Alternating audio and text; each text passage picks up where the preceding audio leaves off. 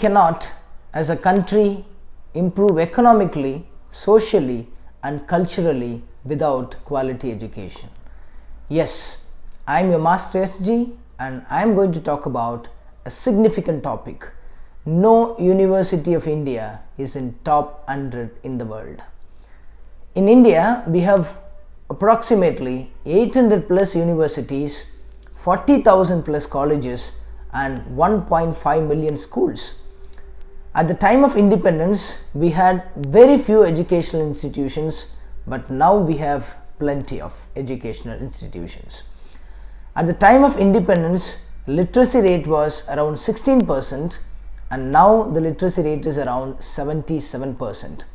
And as a citizen of this country and as a teacher personally, I would like to express my sincere appreciation to all the politicians and political parties who have contributed so much to bring the literacy rate from 16 to 77%. Okay, it is really okay. This data shows that our country is progressing when it comes to education. According to me, the country is progressing only in the form of quantity, and my very big question here is about quality.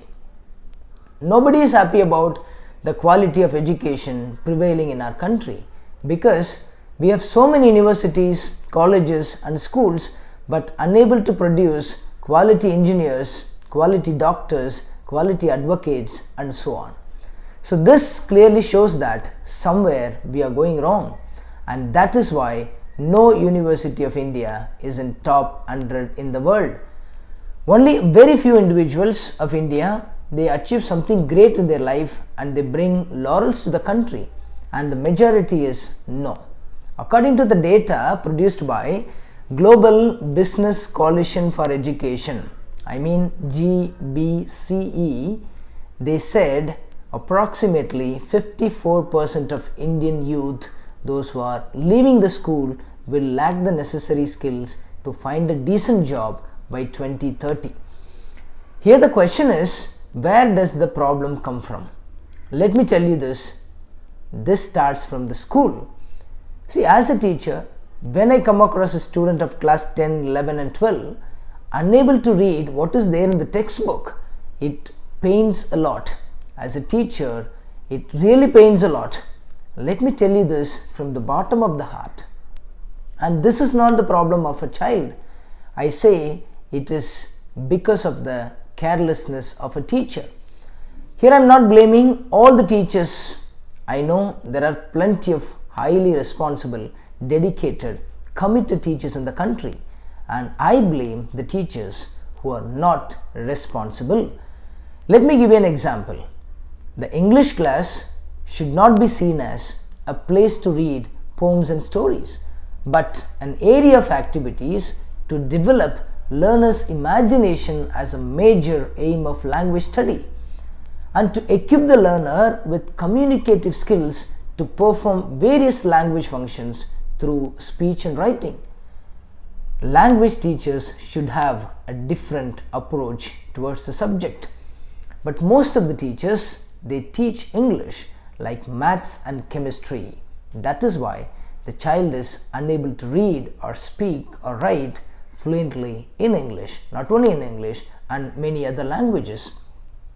And how can you expect and how can you teach Newton's laws of motion or conversion from potential energy into kinetic energy to a student without showing him any live examples? This is pathetic, am I right? And how will you make a student believe in a chemical reaction without showing him the experiment?